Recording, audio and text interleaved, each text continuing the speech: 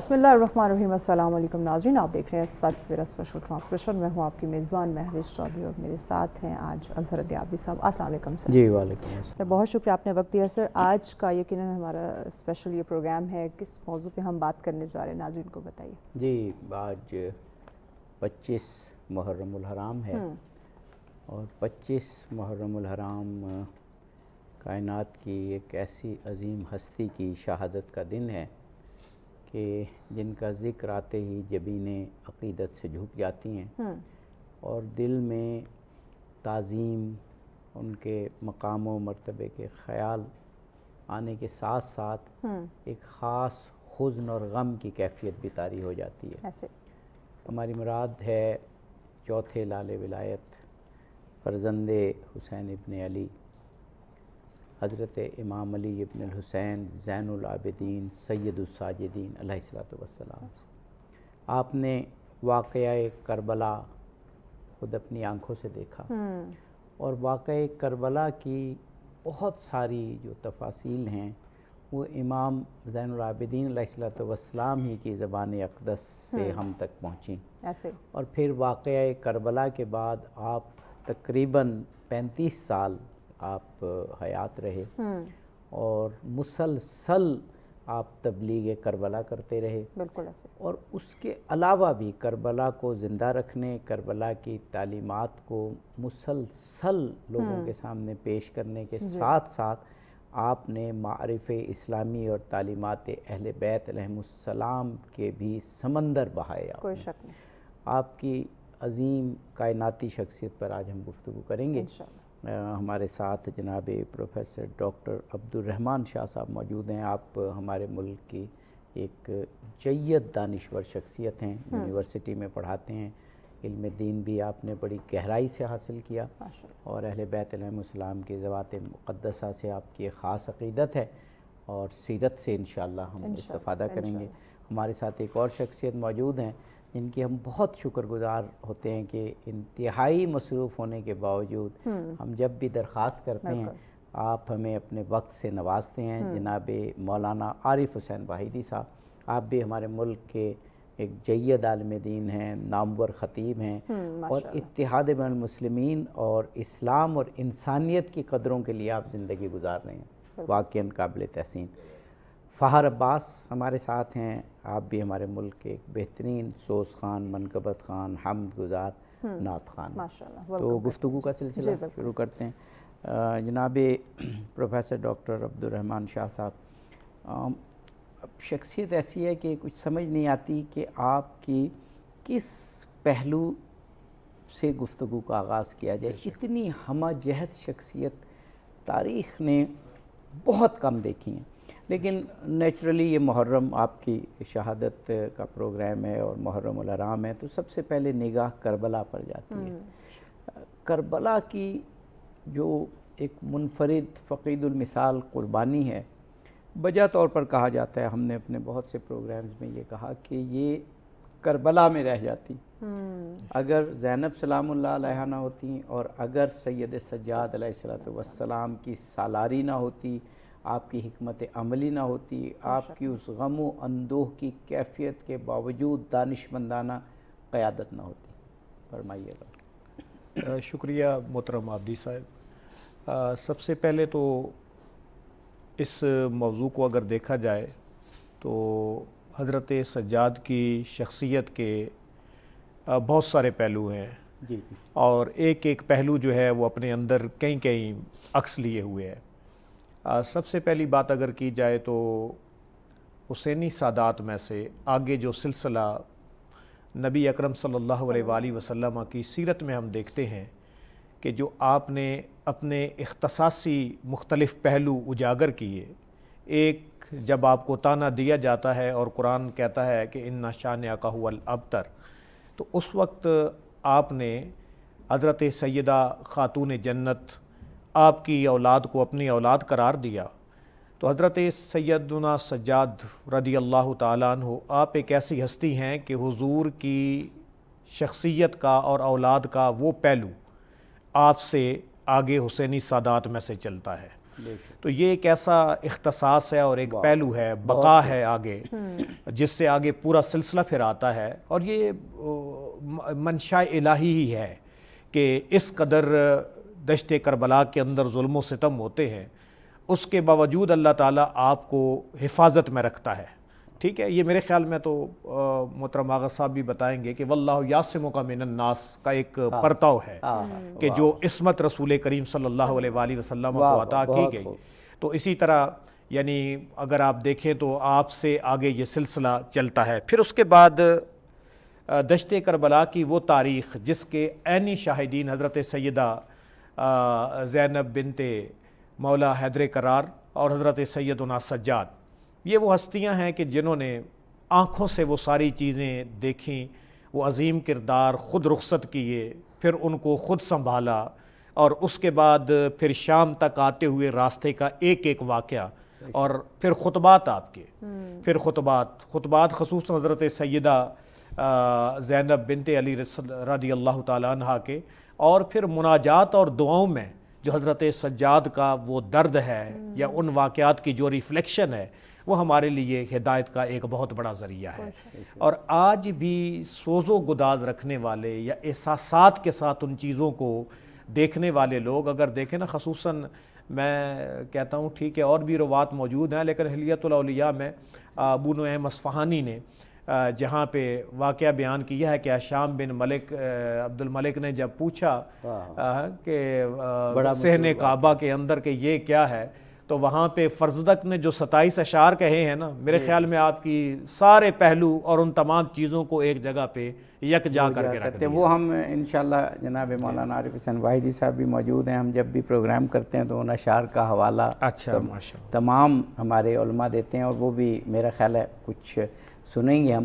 جناب مولانا عارف حسین واحدی صاحب، میں نے جیسے عرض کیا تھا کہ بہت سے پہلو ہیں حضرت سید سجاد علیہ الصلوۃ والسلام کی زندگی کے، اور ظاہر ہے آپ چوتھے امام تھے، آپ نے امامت کی، اور امامت کا عرصہ آپ کا ایک بڑا طویل عرصہ ہے 35 سال، اور اس میں آپ نے کیا کمال کے کارہائے نمایاں سر انجام دیے.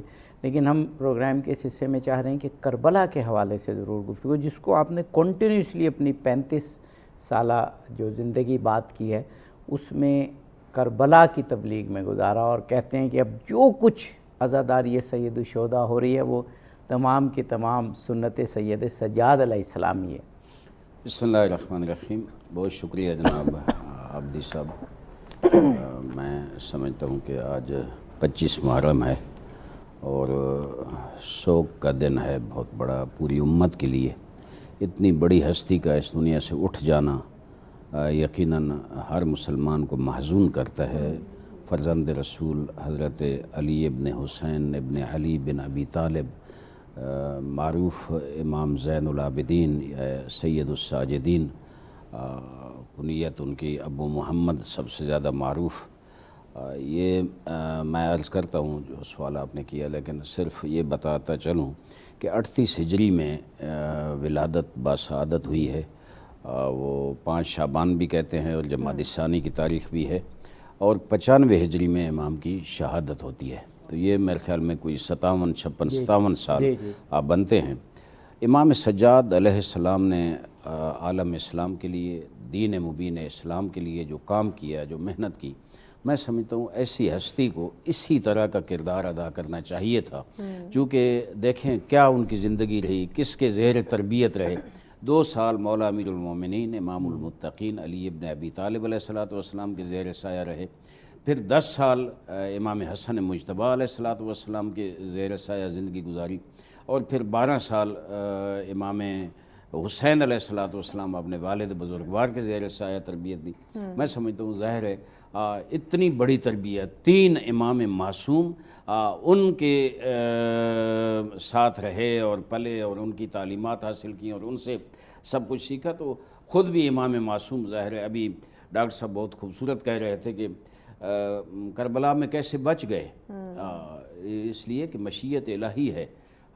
ہمارا تو عقیدہ یہ ہے کہ جناب آدم سے لے کر جناب خاتم تک، جناب خاتم علیہ السلام سے لے کر قیامت تک یہ وجود زمین و آسمان کا قائم نہیں رہ سکتا جب تک حجت خدا زمین پر موجود نہ ہو. لولا الحجہ لساخت الارض باہلہا، اگر حجت خدا کا وجود اس روئے زمین پہ نہ ہو تو یہ زمین و آسمان پھٹ جائیں اور قیامت آ جائے. یہ جو قائم ہے یہ حجت خدا کے وجود مبارک سے قائم ہے، یہ مشیت الہی ہے، اور اللہ تعالیٰ نے خود انتظام کیا کہ امام سجاد بیماری جو ہے ان کی کوئی جو بیماریاں ہماری ہوتی ہیں اس طرح نہیں تھی، وہ مشیت الہی کے مطابق تھی. اللہ چاہتا تھا کہ حتیٰ میرے خیال میں شام میں ایک واقعہ ہوا بھی آگے، جب یزید نے حکم دیا کہ امام سجاد کا سر قلم کیا جائے، جناب زینب سلام اللہ علیہ جو محافظ مشن حسینیت ہیں وہ آگے بڑھیں اور اپنا سر ان کی گردن پہ رکھ دیا کہ پہلے میری گردن قلم کرو پھر سجاد. یہ میں سمجھتا ہوں اللہ نے وہ اسباب مہیا کیے کہ سلسلہ امامت چلتا رہے آگے.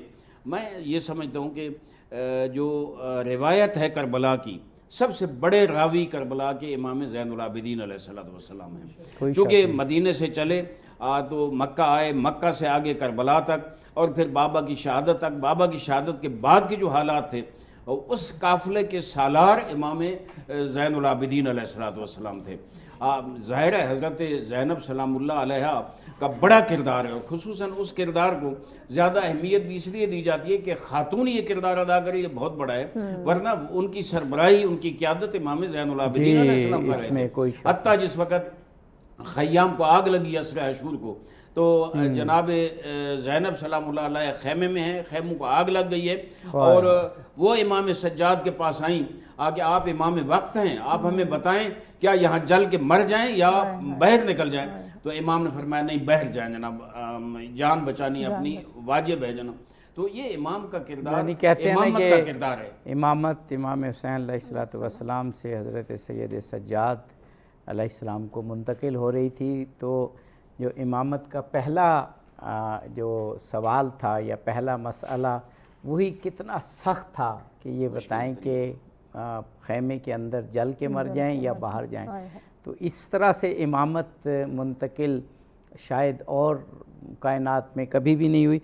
میں چاہوں گا کہ ہم ایک سوچ سن لیں فخر عباس سے، پھر اگر وقت ہوا تو گفتگو، ورنہ وقفے کے بعد پھر. جی فخر عباس ہمیں کوئی آپ سوچ سنائیے حضرت سید سجاد سے سلام اس پہ جو قیدی بھی ہے بیمار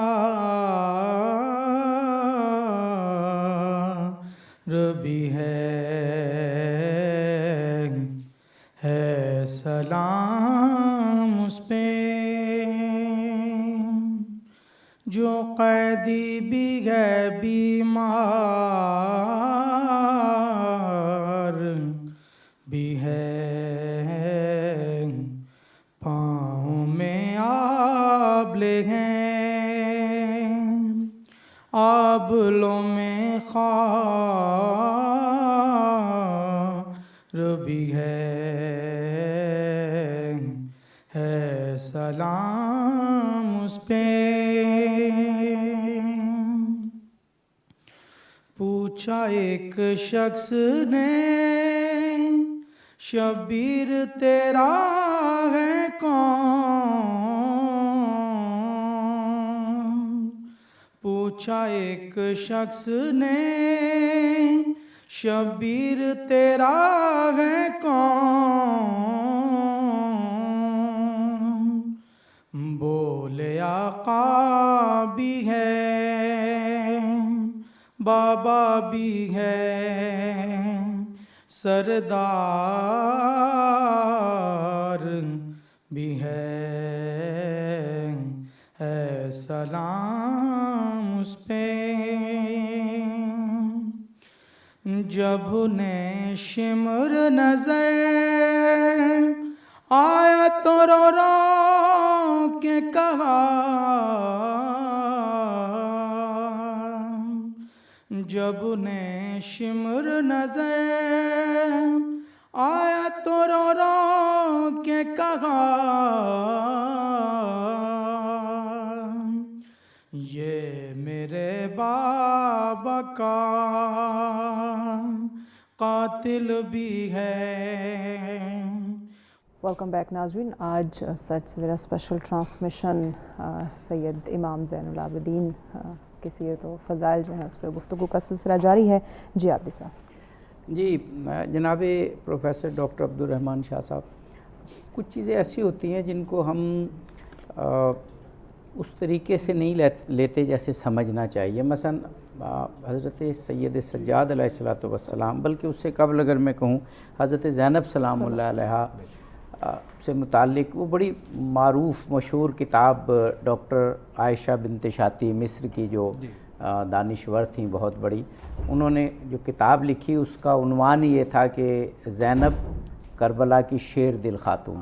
تو حضرت زینب سلام اللہ علیہ کے حوالے سے جو آپ کی جرت، عظیمت اور صبر اور پھر باطل کو للکارنے کی جو آپ کی طاقت تھی اس پر بہت گفتگو ہوتی ہے. گو وہ حق تو ادا نہیں ہوتا، لیکن حضرت سید سجاد علیہ الصلوۃ والسلام کی زندگی کا یہ جو جرت والا پہلو ہے اس پر بہت کم گفتگو ہوتی ہے.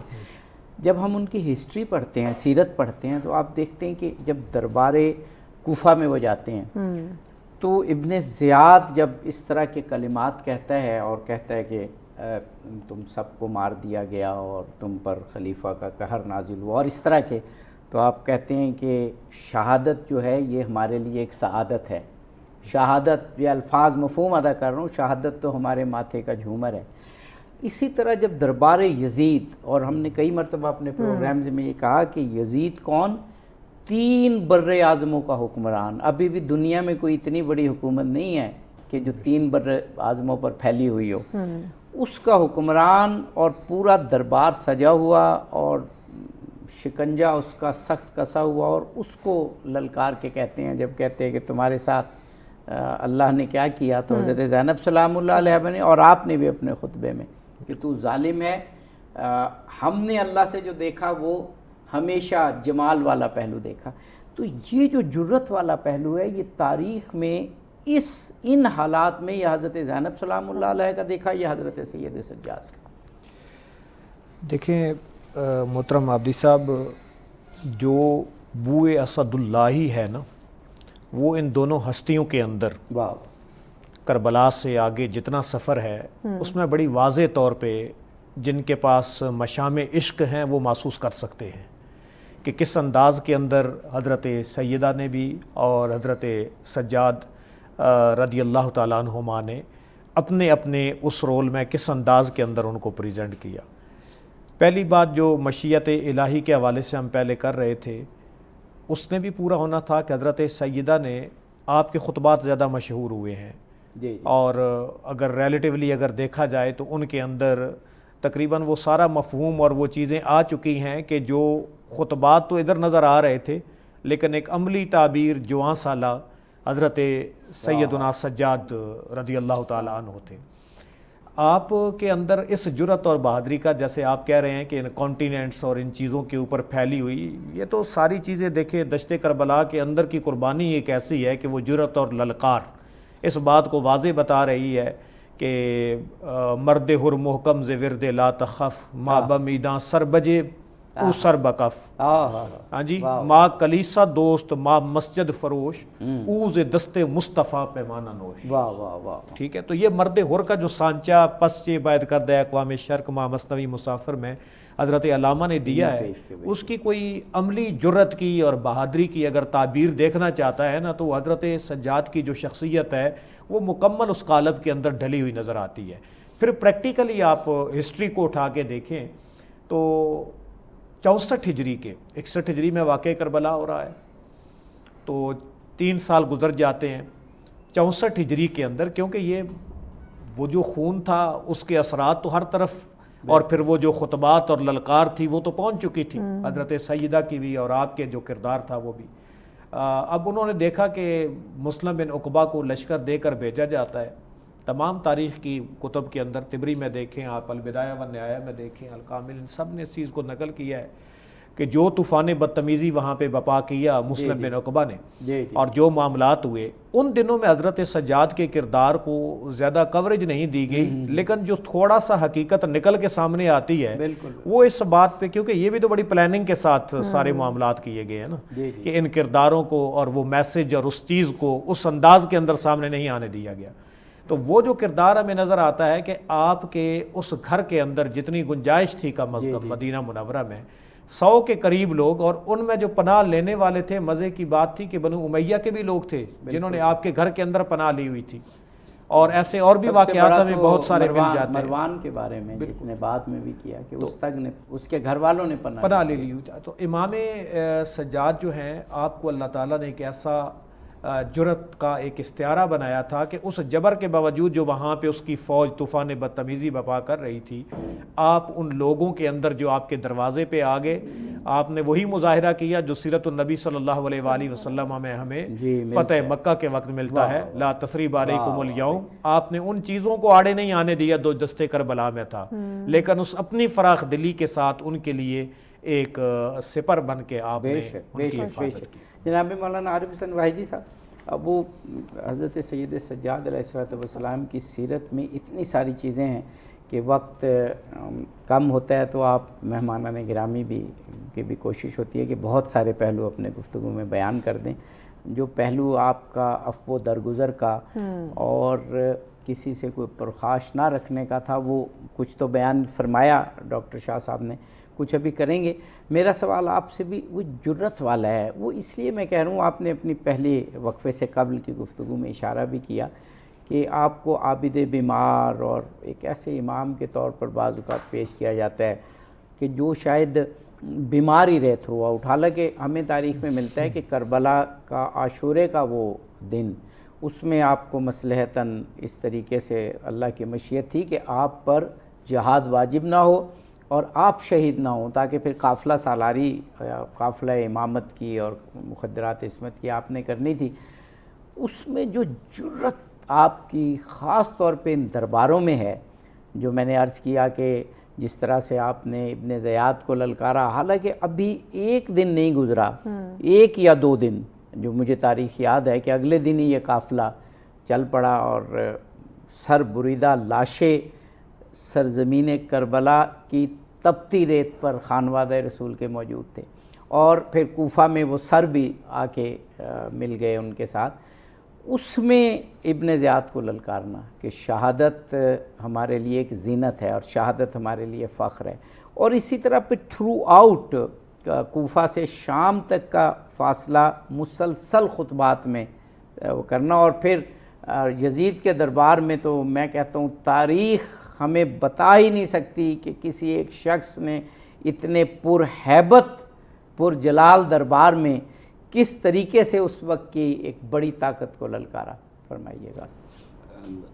جی میں عرض کروں کہ امام سجاد علیہ السلام کی جو شجاعت اور بہادری ظاہر ہے اپنے والد گرامی اور اپنے آبا و اجداد سے وہ میراث میں ملی تھی، اور یہ ہستیاں وہ ہیں جو ان میں ڈرنے کا نام نہیں ہے. میں آج ایک کلپ سن رہا تھا امام خمینی رحمۃ اللہ علیہ کا، وہ عجیب تعجب فرما رہے تھے کہ یہ اگر ہم خدا پہ یقین رکھتے ہیں تو کیا جو خدا پہ یقین رکھتا ہے وہ ڈرتا بھی ہوتا ہے؟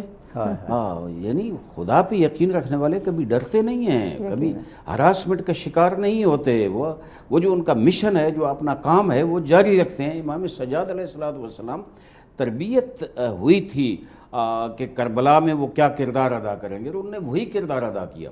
مجھے یاد ہے جس وقت وہ امام حسین علیہ السلام آخر میں تنہا رہ گئے اور وہ حل من ناصر کی صدا دے رہے تھے، اس وقت خیام میں ہلچل ہوئی تو امام جلدی واپس آئے اور جناب زینب سلام اللہ علیہ نے کہا کہ جب سے آپ کی استغاثہ کی آواز آپ کے اس فرزند گرامی امام سجاد نے سنی ہے تو وہ اٹھ کھڑے ہوئے کہ مجھے تلوار دو، میں بابا کی نصرت کے لیے جاتا ہے. آئے اور ان کے سینے پہ ہاتھ رکھا تاکہ وہ سکون میں جائیں اور امامت کا سلسلہ چلتا رہے. تو پوچھا بابا سے پوچھا کہ میرے چچا عباس کہاں ہیں. چونکہ بابا زخمی تھے, زخم دیکھ کر وہ پریشان ہوئے, تو کہا چچا عباس کہاں ہیں؟ کہا وہ شہید ہوئے. کہا بھائی علی اکبر کہاں ہیں؟ کہا وہ بھی شہید ہو گئے. تو امام زین العابدین کے چہرے کے رنگ تبدیل ہوا. تو امام حسین علیہ السلام نے فرمایا بیٹا, وہ چاہتے تھے کہ اور سوال نہ کریں, بیٹا اس وقت آپ اور میرے علاوہ اور کوئی نہیں بچا. یہ امام سجاد علیہ السلام اسی وقت سے ذہنی طور پر تیار تھے. پھر ابن زیاد کے دربار میں ہو یا کوفہ و شام کے بازاروں میں جو امام سجاد نے کوئی مشکل سفر تھا, آسان نہیں تھا. آگے گلے میں توق ہو اور بیڑیاں ہوں اور قیدی کی حیثیت سے چلنا بہت مشکل ہے. لوگ جھک جاتے ہیں, لوگ برداشت نہیں کرتے. لیکن ان کے نزدیک مادی دنیا کوئی حیثیت نہیں رکھتی. مانوی اور روحانی حوالے سے میں بیان کروں گا آگے کتنا بلند مقام تھا ان کا. وہ گھبرانے والے نہیں تھے, وہ پیچھے ہٹنے والے نہیں تھے. ان پر تو اللہ کے فرشتے نازل ہو کے خوشخبریاں دیتے.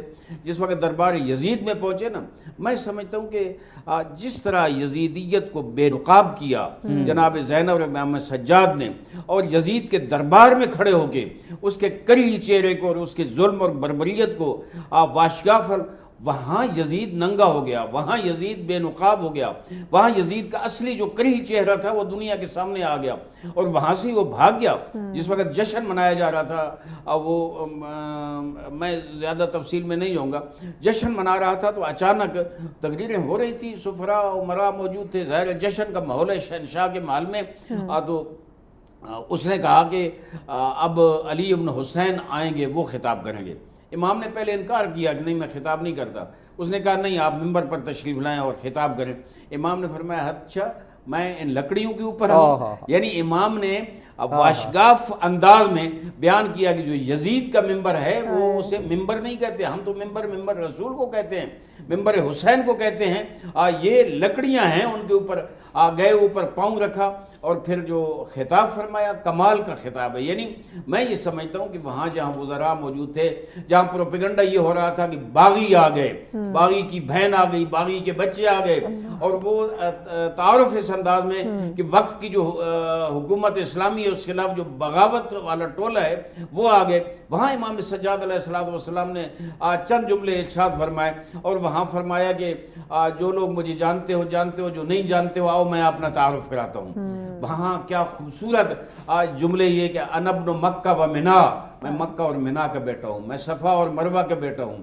اور پھر حضور اکرم کے بارے میں فرمایا کہ میں اس کا بیٹا ہوں جس کو اللہ نے معراج کرایا, اور پیغمبر اسلام خصوصیات بیان کی. اور پھر مولا علی علیہ السلام کے بارے میں فرمایا کہ میں اس کا بیٹا ہوں, اس کا فرزند ہوں, جس نے 2 قبلوں کی طرف نماز پڑھی, جس نے 2 نیزوں کے ساتھ جنگ کی, جن کی تلوار ذوالفقار نے یہ, جن نے خیبر اور خندق اور بدر و احد فتح کیے. یہ سارے بیان کر کے آخر میں آتے ہیں کہ میں اس کا بیٹا ہوں جو کربلا میں پیاسا شہید ہو گیا, میں اس کا بیٹا ہوں جس کی لاش کو پامال کر دیا گیا. یہ جملے کہہ کر آخر میں جب دیکھا نا یزید نے کہ اس نے تو سارا تعارف کرا دیا ہے اور مجھے رسوا کر دی, چونکہ محل میں ہنگامہ شروع ہو گیا. میں کہتا ہوں اتنے بڑے انقلابی شجاع ہو سکتے ہیں, بہادر کوئی انقلابی ہو سکتا ہے, بزدل کبھی انقلابی نہیں ہو سکتا. آج اس وقت یہاں تک پہنچا تو یزید نے سوچا کہ یہ تو بغاوت ہو گئی, میں کیا کروں, فوراً مؤذن کو آواز دی, مؤذن اذان دو. امام سجاد رک گئے جب اذان شروع. کیا کمال کی پلانے گئے, کمال کی بہادری ہے, کمال کی ہیبت اور جلال ہے جناب. تو مؤذن شروع کیا, اللہ اکبر کہا, پھر اشہد ان لا الہ الا اللہ کہا. جب پہنچا نا اشہد ان محمد رسول اللہ, تو امام سجاد نے کہا اے مؤذن, جس کی رسالت کی گواہی دے رہا ہے اس کی قسم رک جا یہاں. تو وہ رک گیا. یزید کو خطاب کر کہا یا یزید یہ مجھے بتا کہ یہ تیرا جد ہے یا میرا جد ہے. کمال, یعنی رسوائی یزیدیت کی یہاں, یعنی اب بتا کہ فتح کس کی ہے. جو چاہتا تھا کہ وہ آل محمد کے خانوادہ کو رسوا کر دے لوگ کے سامنے, اس طرح کی یہ تو کوئی پتہ نہیں. میں سمجھتا ہوں امام سجاد نے اہل بیت کی عظمت کا دفاع کیا ہے, پاک رسول کے خاندان کا دفاع کیا ہے, اور فرمایا یہ بتا یہ تیرے جد ہے یا میرے جد ہے. یزید مجبور تھا لوگ کے سامنے, کہا نہیں یہ تیرے جد ہے. تو پھر کہا کہ اگر میرے جد ہے پھر رسول زادیوں کے اس طرح قیدی بنا کے یہاں کیوں کھڑا کیا ہوا ہے, رسول کے فرزند کو کربلا میں کیوں شہید کیا ہے, ہمیں یہاں یہاں اس طرح کیوں بازاروں اور درباروں میں پھرا. یہ جب ہوا تو ایک ہنگامہ ہو گیا, شور شرابہ ہو گیا. تاریخ میں بڑی ہسٹری موجود ہے. اس وقت یزید ٹھہر نہ سکا وہاں ہی پچھلے دروازے سے پردے سے آپ بھاگ کے چلا گیا. یہاں سے یزیدیت کے خلاف آج میں کہتا ہوں, آج جو سوگوار ہیں سنی شیعہ, آج جو محرم مناتے ہیں, آج جو حسینیت زندہ باد, یزیدیت مرد آباد کہتے ہیں, اس کی سنت حسنہ امام سجاد علیہ السلام نے رکھی ہے, جن نے یزیدیت خلاف وہ انقلاب اس کے دربار میں بپا کیا ہے. جی ہمیں ایک بریک پر جانا ہے. جی بالکل, بریک کے بعد واپس آتے جی ہیں. انشاءاللہ ناظرین یہ گفتگو کے سلسلے کو آگے بڑھائیں گے اس بریک کے بعد, ساتھ رہیے. ویلکم بیک ناظرین, آپ دیکھ رہے ہیں سچ سویرا اسپیشل ٹرانسمیشن. آج جناب سید امام سجاد زین العابدین کے سیرت و فضائل پہ گفتگو کا سلسلہ جاری ہے. عابدی صاحب. جی حضرت سید سجاد علیہ السلام کی زندگی کے کچھ اور پہلوؤں پر بھی بات کرتے ہیں. جناب پروفیسر ڈاکٹر عبدالرحمن شاہ صاحب, ہم نے حضرت سید سجاد علیہ السلام کی غم و اندوہ کی کیفیت کو بیان کیا کہ جن کا پورا خاندان, اور خاندان بھی کون ہے جو اعلیٰ ترین صفات کا مالک ہے, کیونکہ خانوادہ رسول ہے. خانوادہ رسول سے بہتر خانوادہ کون ہوگا؟ وہ آپ کے سامنے پورا کٹ گیا, پورا تہہ تیغ ہو گیا. اس غم و اندوہ کی کیفیت کو اپنے اندر سمو کر, صبر کر کے پھر اس قافلے کو آگے بڑھانا. میں ایک اور پہلو سے بات کرنا چاہ رہا ہوں. ہم نے جرت کی بات کی, ہم نے خطبات کی. اگر ہم ان دو چیزوں کو الگ بھی رکھیں, اس لٹے پٹے قافلے کو کہ جس میں صرف خواتین ہیں یا حضرت امام باقر علیہ السلام بالکل بچے ہیں, اس پورے قافلے کو خانوادہ رسول کی سربریدہ لاشیں سامنے پڑی ہیں, اور ان کو اونٹوں پر بٹھا کر اور اب کوفہ لے جایا جا رہا ہے, اور پھر شام. اس پورے قافلے کو سنبھال کے رکھنا اور اس کی سالاری کرنا, یہ خود سے ایک بڑا, یعنی باقی اگر سارے آپ کے کارہائے نمایاں کو چھوڑ بھی دیں, صرف اس کو آپ کا صرف یہ کام ہوتا اور مدینہ تک بحفاظت لے کے جاتے شام سے, تو میرا خیال ہے یہ بھی اتنا بڑا کام تھا کہ کائنات میں کسی نے نہیں کیا.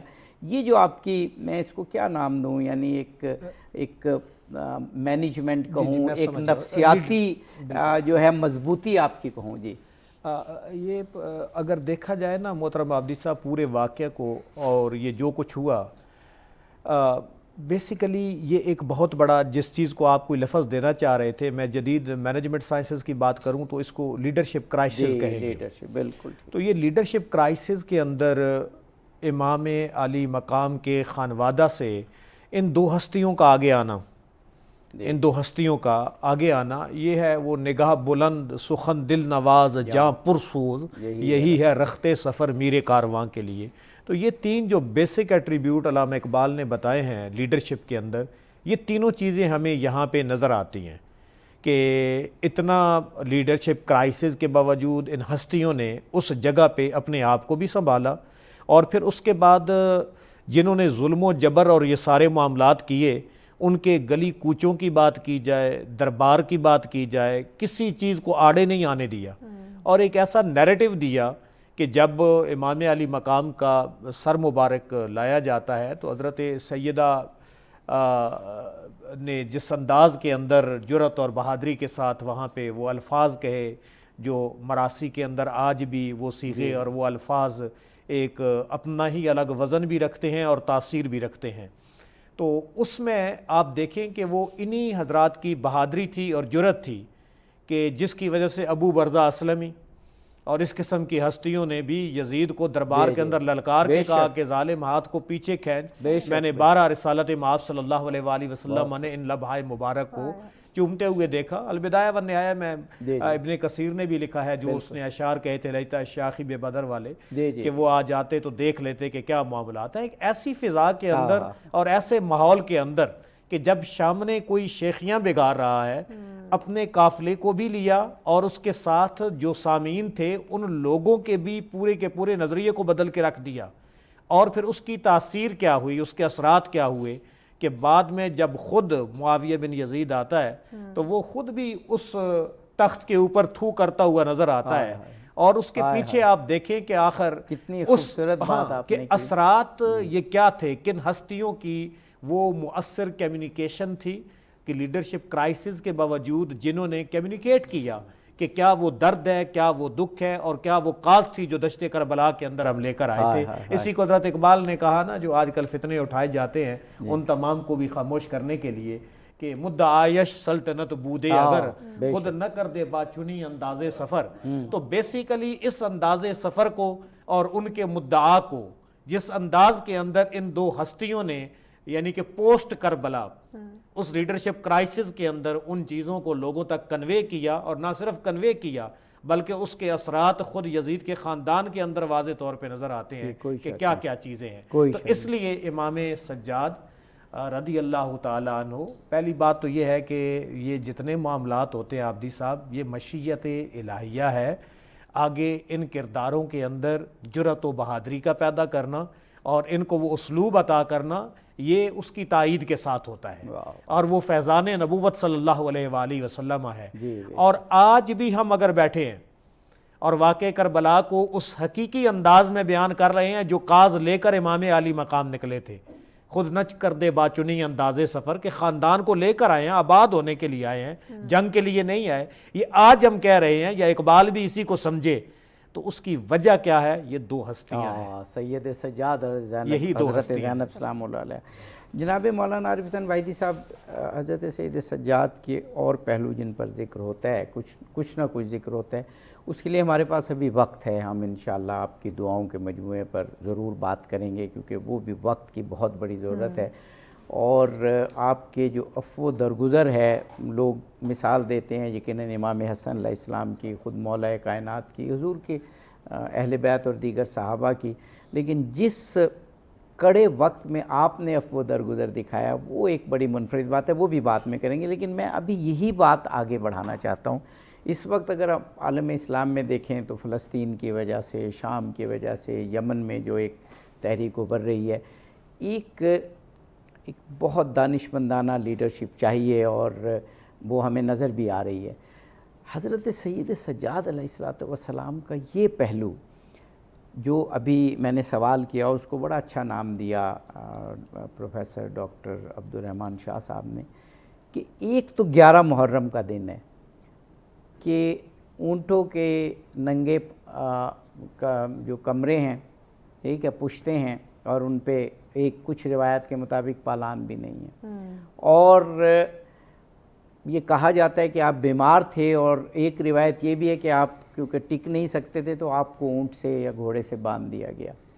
ایک تو وہ وقت ہے، اور پھر دربار میں قیدی بنا کے لایا جا رہا ہے، لیکن آپ نے ایسی لیڈرشپ کی کہ ایک وقت وہ آیا جو ڈاکٹر صاحب نے کہا تھا، اور میں نے وعدہ کیا تھا کہ واحدی صاحب سے ہم پوچھیں گے، کہ حشام جو اس وقت کا ولی عہد ہے، بعد میں بادشاہ بھی بنا، اس کو کعبہ جانے کے لیے کوئی راستہ نہیں دے رہا، اور جیسے امام زین العابدین علیہ السلام آتے ہیں مجمع اس طرح سے چھٹتا ہے۔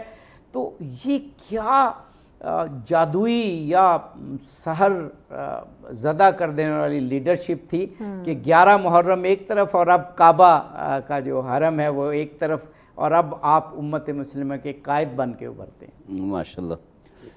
امام علیہ السلام کی جو ہیبت اور جلالت تھی، میں یہ تجربہ ہے زندگی کا، میں نے بڑی بڑی شخصیات جو یقین سے کہہ سکتا ہوں کہ اولیاء اللہ سے تھے، ان کو دیکھا ہے آج کے دور میں، سید ہیں، غیر سید ہیں، جو تقویٰ کی خصوصیت سے آراستہ ہیں، وہ ان کے چہرے پہ کتنی جلالت ہوتی ہے، کتنا وقار ہوتا ہے، کتنی ہیبت ہوتی ہے۔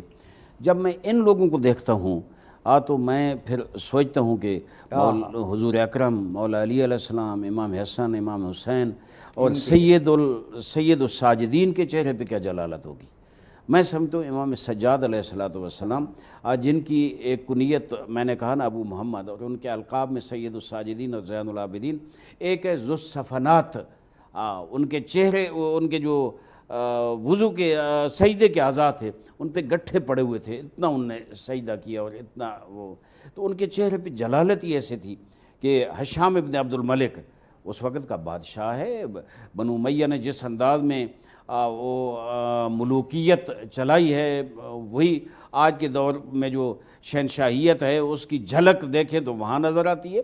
ہشام ابن عبد الملک جناب کس اپنے جاہ و جلال کے ساتھ آیا وہاں، اس کے ساتھ خدام اور سارے نوکر چاکر سارے جناب موجود، خوش آمدی لوگ، چاپلوس لوگ بہت موجود. وہ آیا اور اس نے کوشش کی کہ حجر اسود کو بوسہ دے، لیکن جو نزدیک گیا تو لوگ کا ہجوم اتنا تھا کسی نے پرواہ ہی نہیں کی. وہ اللہ کے عابد بندے جو حج کر رہے ہیں، جو حجر اسود کو استلام کر رہے ہیں، وہ ان کی پرواہ ہی نہیں کی. کوئی بادشاہ ہے کون ہے جناب وہ، تو وہ پیچھے ہٹ کے بیٹھ گیا آگے تھوڑا سا رش کم ہو جائے. اچانک دنیا نے دیکھا کہ ایک باوقار انسان، ایک روحانی اور نورانی انسان آیا آگے طواف کر رہے ہیں، اور جو ہی حجر اسود کے سامنے پہنچے تو رش چھٹ گیا اور اس شخصیت کو سب سلام بھی کر رہے ہیں، اور وہ جناب آ کر آرام سے اب بوسہ بھی دے رہے ہیں حجر اسود کو اور استلام کر رہے ہیں جناب. تو یہ حیران ہوا کہ یہ کون ہے. میری اپنی رائے یہ ہے کہ وہ جانتا تھا یہ کون ہے. اس نے جان بوجھ کر وہاں جو عوام موجود تھے ان کے سامنے کہا میں تو اسے جانتا ہی. انہوں نے چاہا کہ وہ وقت، وہ عزت، وہ عظمت جو ہے اسے کم کر سکتے کسی کی شخصیت کو. تو جب اس نے کہا نا یہ پتہ نہیں کون ہے، میں نہیں جانتا، تو کیا میں کمال ہے فرزدق کی. یہ جو چند شعراء ہیں نا اس وقت کا یعنی بہت بڑا شاعر تھا، یعنی شاعر بڑا تھا، اور اس کی بہادری کیا ہے کہ اس وقت کے ایک شہنشاہ کے سامنے اس طرح کھڑے ہو کے اس کے مخالف کی اتنی تعریف کرے. کہا کہ اے ہشام تو نہیں جانتا اسے، لیکن میں بتاتا ہوں یہ کون ہے. بہت جرأت سے کہا ھذا الذی تعرف البطحاء، یہ وہ ہے جس کو وادی بطحاء جانتی ہے. والبیت یعرف والحل والحرم، یہ بیت اللہ جانتا ہے اسے، ہل اور حرم سارے اسے جانتے ہیں. کیا خوبصورت ہے. ھذا ابن فاطمہ ان کنت جاہلا، اگر تو جاہل ہے نہیں جانتا ہے ان کو، میں بتاتا ہوں یہ فاطمہ کا فرزند ہے. یہ فاطمہ تو زہرا کا فرزند ہے. بجدہ انبیاء اللہ قد ختموا، جس کا جد محمد رسول اللہ خاتم الانبیاء ہے، خاتم النبیین ہے. یہ سارا کہا، اور بہت لمبے اشعار ہیں. ہشام عبد الملک کو غصہ آیا اور اس نے فرزدق کو گرفتار کرا کے مکہ اور مدینہ کے درمیان ایک جگہ ہے اسفان، وہاں قیدی بنا دیا. جناب امام زین العابدین علیہ السلام کو پتہ چلا تو انہوں نے فرزدق کے لیے 12,000 دینار بھیجے اور کہا اے ابو فراس اگر ہمارے پاس اس سے زیادہ ہوئے وہ بھی ہم بھجوا دیں گے. فرزدق نے یہ کہہ کر واپس بھیج دیے کہ اے فرزند رسول، میں نے حضور کے عشق میں اور آپ کی محبت میں یہ پڑھا ہے، مجھے پیسوں کی ضرورت نہیں ہے. سبحان اللہ. یہ میں سمجھتا ہوں کہ یہ کردار جو ہے، اور پھر ان کے ماننے والے آج کے میں جو مقررین ہیں جو عزاداری کرتے ہیں یا ذکر اہل بیت اور ذکر حسین کرتے ہیں، میں ان کو متوجہ کروں گا کہ فرزدق کی طرح ذکر حسین کرو. سبحان اللہ. یہ ان کی نیاز اور پیسے اور یہ چیزیں چھوڑو، خلوص کے ساتھ کرو گے وہ بہت کچھ عطا کرتے ہیں. یہ فرزدق کے جو الفاظ اور جو قصیدہ ہے وہ نیٹ پر بھی موجود ہے، مستند سائٹ سے 27 ڈاکٹر صاحب فرما رہے ہیں 27 اشعار ہیں اور فصاحت و بلاغت کے شاہکار ہیں، اور وہ ہم پڑھ سکتے ہیں. یعنی عربی ادب بھی اس میں سمویا ہوا ہے اور آئمہ کی شان. تو اب جی چاہ رہا ہے کہ پھر منظوم مدحت کی طرف ہی چلتے ہیں. تو فہر عباس ہمیں آپ کچھ منظوم حضرت سید سجاد علیہ السلام کے لیے سنائیے. افسوس نبی زادیوں کا شام میں جانا، سجاد سے پوچھو سر ننگے وہ ماں بہنوں کا دربار میں جانا، سجاد سے پوچھو. چھپتی نبی زاد کے پیچھے کس شرم و حیا سے، چھپتی نبی زاد کے پیچھے کس شرم و حیا سے، اور شمر کا ان بیبیوں کے نام بتانا،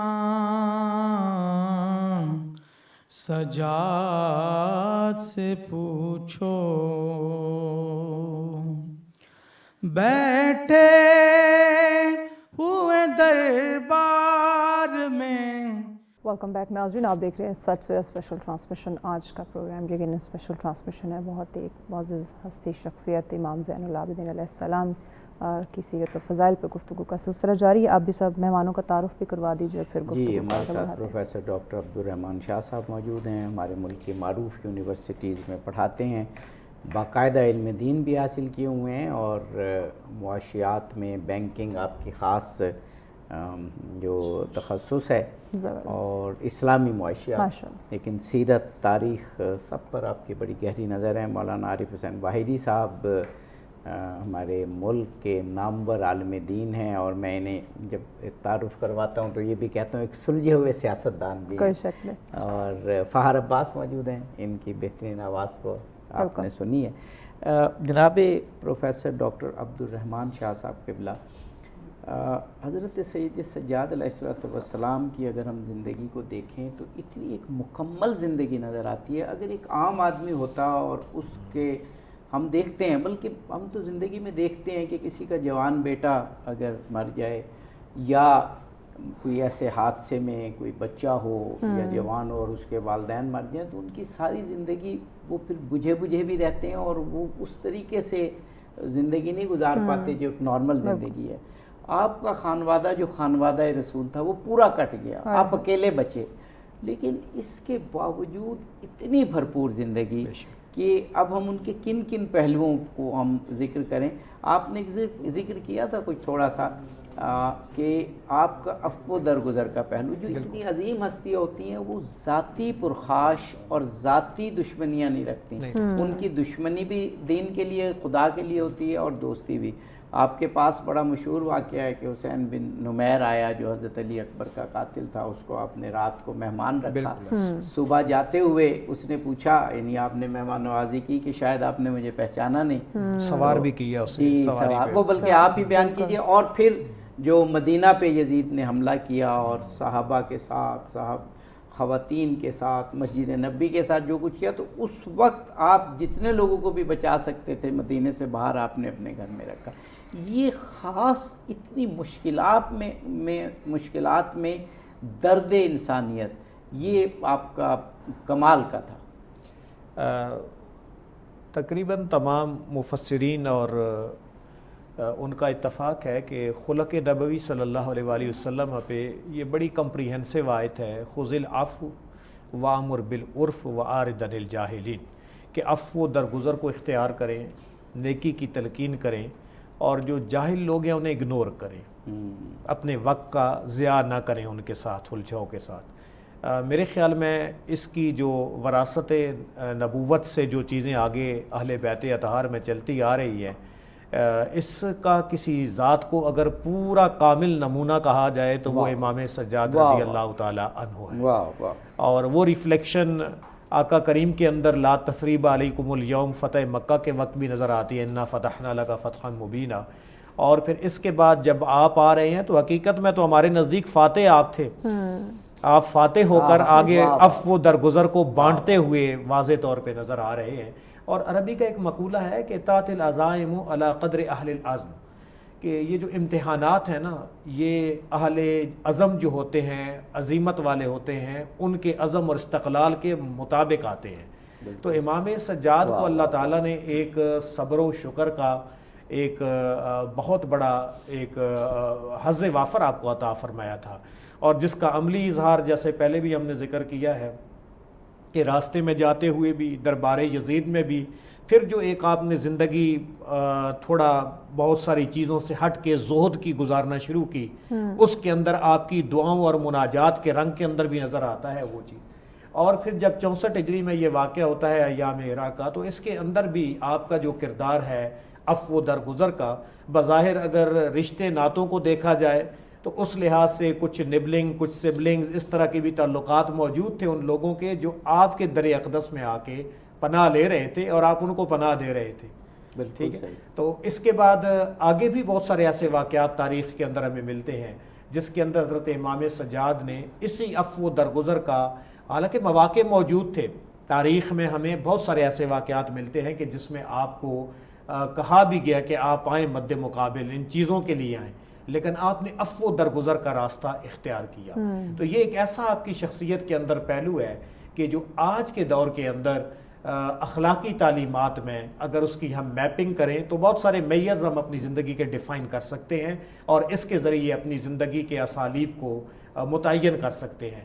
اصل پرابلم یہ ہے محترم عابدی صاحب کہ ہم جو ہے نا ان ہستیوں کو، جیسے جس چیز سے ہمیں منع کیا گیا ہے کہ جیسے قرآن کو سٹوری بک کے طور پہ نہیں لینا، یا پہلے انبیاء کے جو واقعات ہیں ان کو بار بار ذکر کرنے کے بعد یہی بتایا گیا ہے کہ یہ ہم آپ کے لیے بیان کرتے ہیں لعلکم تتذکرون، لعلہم یتذکرون. تو اس قسم کے الفاظ جو آتے ہیں نا غور و فکر کے، تو یہ جو آپ کا پروگرام ہے یا ان ہستیوں کا ہم ذکر کر رہے ہیں، اور موجودہ عصر حاضر میں ہمارے سب سے بڑے جو کرائسز ہیں وہ ایتھکس اور انہی اسپیکٹس کے ہیں. بالکل صحیح کہ ہمارے اندر عفو و درگزر نہیں ہے، خاندان ٹوٹ رہے ہیں.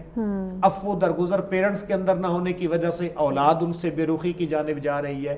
اور پھر آپ آ جائیں، آپ کا ہی نام لینے والے ہم جتنے بھی امت مسلمہ کے اندر افراد ہیں، ہم عفو و درگزر کو جب اختیار نہیں کر رہے تو باہمی خون خرابہ اور قتل و غارت یہ سارے معاملات ہو رہے ہیں. تو آج اشد ضرورت ہے کہ ان ہستیوں کو جو پورا، میں تو اس دفعہ سورہ بقرہ کی یہ جو آیات ہے نا جس میں 5 امتحانات، ابتلاء اور آزمائش کی باتیں کی گئی ہیں، اور یہی جو آپ نے حضرت امام سجاد کے صبر کا پہلو بتایا ہے، اگر اس آیہ کریمہ کو لیں یا ایھا الذین آمنوا استعینوا بالصبر والصلاۃ، تو صبر اور نماز کے ساتھ امام علی مقام نے صبر کا اظہار کیا اور سجدے میں سر دیا. تو اس آیت کی عملی تعبیر آپ نظر آتے ہیں. آگے پھر سب جو شہداء ہیں ان کے بارے کہا ولا تقولوا لمن یقتل فی سبیل اللہ اموات. آگے آپ چل کے آ جائیں تو 5 امتحانات کی بات ہے. ان تمام امتحانات کو یعنی کہ ٹھیک ہے، وَلَنَبْلُوَنَّكُمْ بِشَيْءٍ مِّنَ الْخَوْفِ، خوف کے ذریعے، بھوک کے ذریعے، مال جان پھلوں کی کمی کے ذریعے، آخر میں کہا جا رہا ہے وَبَشِّرِ الصَّابِرِينَ، صبر کرنے والوں کے لیے بشارت ہے. الَّذِينَ إِذَا أَصَابَتْهُمْ مصیبہ، جنہیں تکلیف آتی ہے تو وہ کیا کہتے ہیں اِنَّا لِلَّهِ وَإِنَّا إِلَيْهِ رَاجِعُونَ. تو یہ صبر کا پیکر آپ کی ہستی ہے. اور یہاں صبر پہ آئے تاکہ اس کا آپ نظم تو دیکھیں، آیت کی مناسبت اور ملائمت دیکھیں کہ کہاں سے شروع ہو رہا ہے. امام علی مقام سے مصائب کا ذکر کیا جا رہا ہے اور پھر ان ہستیوں کے صبر کی بات کی جا رہی ہے. تو یہ مکمل طور پہ باقی لوگوں کے پہ امتحان ایک ایک آتا ہے، لیکن یہ 5 امتحان ایک ٹائم پہ اہل بیت اطہار پہ تھے. وہ صبر کا پیکر بنے جس کا عملی اظہار حضرت سیدنا سجاد رضی اللہ تعالیٰ عنہ.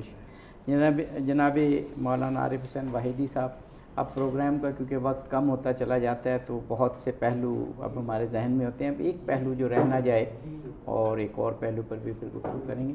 آپ کی دعاؤں کا مجموعہ، آپ کہتے ہیں کہ اب اس میں خود اتنے پہلو ہیں کہ کئی سیریز ہو سکتی ہیں پروگرام کی، کہ جبر کا دور تھا، سخت جکڑ بندی تھی آپ پر، سخت نظریں تھی گورنمنٹ کی آپ پر، ڈکٹیٹر کی آپ پر، عامر کی آپ پر.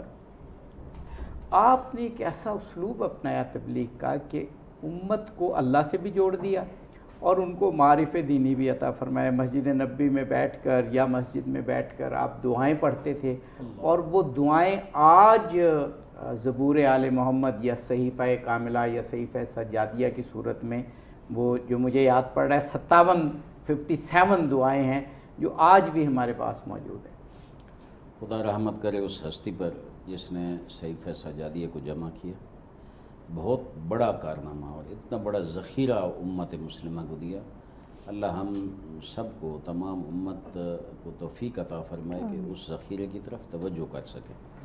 امام علیہ الصلوۃ والسلام ظاہر ہے ایک مشن لے کر نکلے تھے اور کربلا ان کے ذہن میں تھا، اور جناب زینب سلام اللہ علیہ نے دربار یزید میں جو چیلنج کیا تھا نا کہ جتنا دل چاہے کوشش کر لے، مکر کر لے، جدوجہد کر لے، تو ہمارا ذکر دنیا سے نہیں مٹا سکتا۔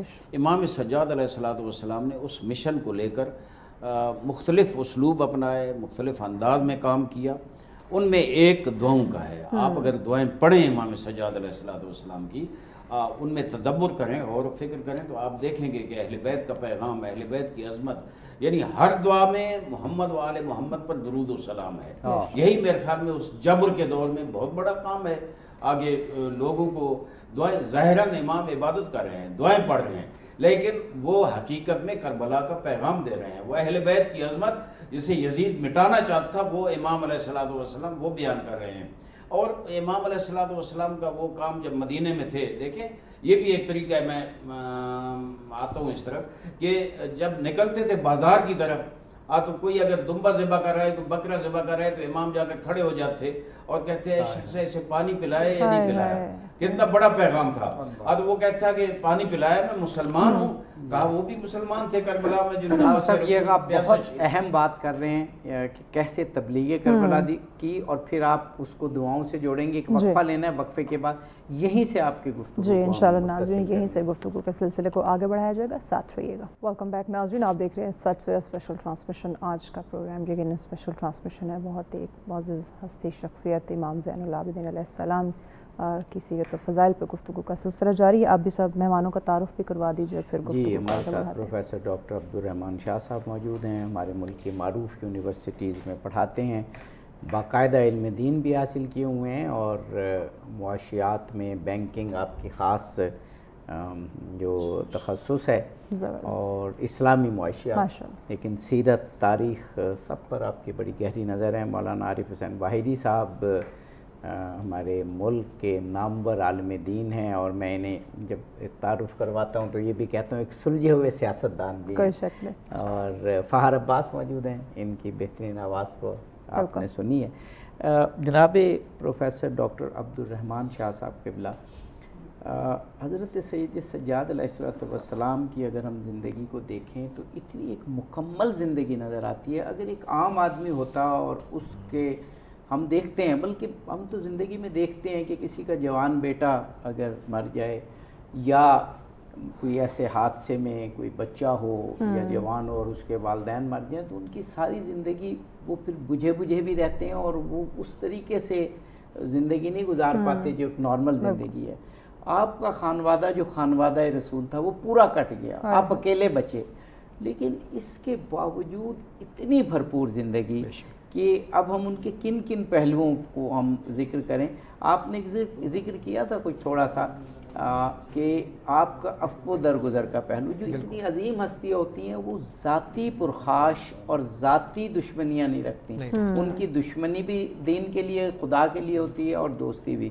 آپ کے پاس بڑا مشہور واقعہ ہے کہ حسین بن نمیر آیا جو حضرت علی اکبر کا قاتل تھا، اس کو آپ نے رات کو مہمان رکھا، صبح جاتے ہوئے اس نے پوچھا، یعنی آپ نے مہمان نوازی کی کہ شاید آپ نے مجھے پہچانا نہیں، سوار بھی کیا اسے سواری پہ، وہ بلکہ آپ ہی بیان کیجئے۔ اور پھر جو مدینہ پہ یزید نے حملہ کیا اور صحابہ کے ساتھ، خواتین کے ساتھ، مسجد نبی کے ساتھ جو کچھ کیا، تو اس وقت آپ جتنے لوگوں کو بھی بچا سکتے تھے مدینے سے باہر آپ نے اپنے گھر میں رکھا۔ یہ خاص اتنی مشکلات میں درد انسانیت، یہ آپ کا کمال کا تھا۔ تقریباً تمام مفسرین اور ان کا اتفاق ہے کہ خلق نبوی صلی اللہ علیہ وآلہ وسلم پہ یہ بڑی کمپریہنسو آیت ہے، خذ العفو وامر بالعرف وعارض عن الجاہلین، کہ عفو درگزر کو اختیار کریں، نیکی کی تلقین کریں، اور جو جاہل لوگ ہیں انہیں اگنور کریں، اپنے وقت کا ضیاع نہ کریں ان کے ساتھ، الجھاؤ کے ساتھ۔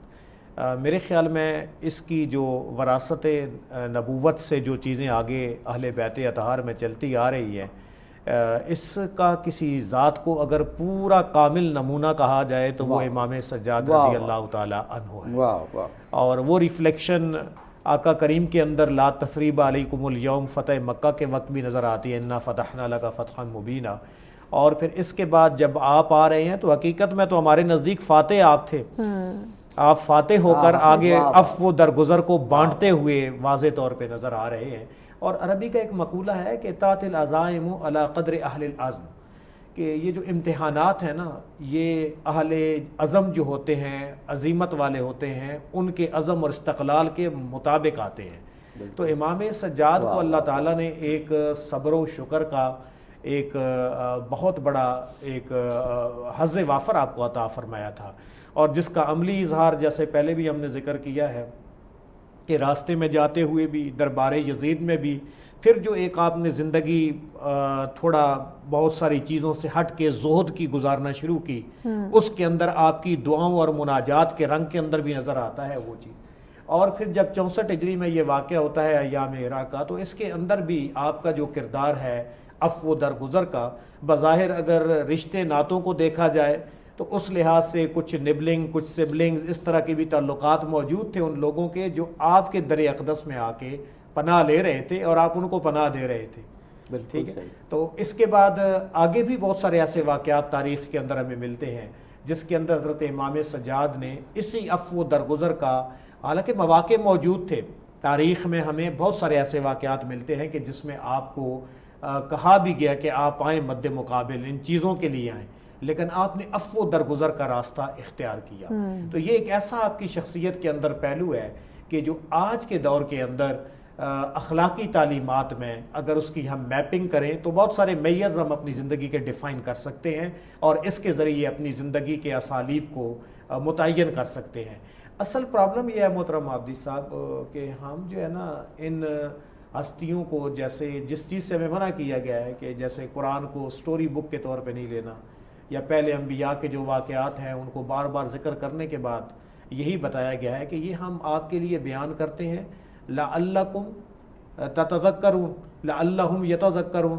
تو اس قسم کے الفاظ جو آتے ہیں نا غور و فکر کے، تو یہ جو آپ کا پروگرام ہے یا ان ہستیوں کا ہم ذکر کر رہے ہیں، اور موجودہ عصر حاضر میں ہمارے سب سے بڑے جو کرائسز ہیں وہ ایتھکس اور انہی اسپیکٹس کے ہیں۔ بالکل صحیح کہ ہمارے اندر عفو درگزر نہیں ہے، خاندان ٹوٹ رہے ہیں، عفو درگزر پیرنٹس کے اندر نہ ہونے کی وجہ سے اولاد ان سے بے رخی کی جانب جا رہی ہے، اور پھر آپ آ جائیں، آپ کا ہی نام لینے والے ہم جتنے بھی امت مسلمہ کے اندر افراد ہیں، ہم عفو درگزر کو جب اختیار نہیں کر رہے تو باہمی خون خرابہ اور قتل و غارت یہ سارے معاملات ہو رہے ہیں۔ تو آج اشد ضرورت ہے کہ ان ہستیوں کو جو پورا، میں تو اس دفعہ سورہ بقرہ کی یہ جو آیات ہے نا جس میں 5 امتحانات، ابتلاء اور آزمائش کی باتیں کی گئی ہیں، اور یہی جو آپ نے حضرت امام سجاد کے صبر کا پہلو بتایا ہے، اگر اس آیہ کریمہ کو لیں یا ایھا الذین آمنوا استعینوا بالصبر والصلاۃ، تو صبر اور نماز کے ساتھ امام علی مقام نے صبر کا اظہار کیا اور سجدے میں سر دیا۔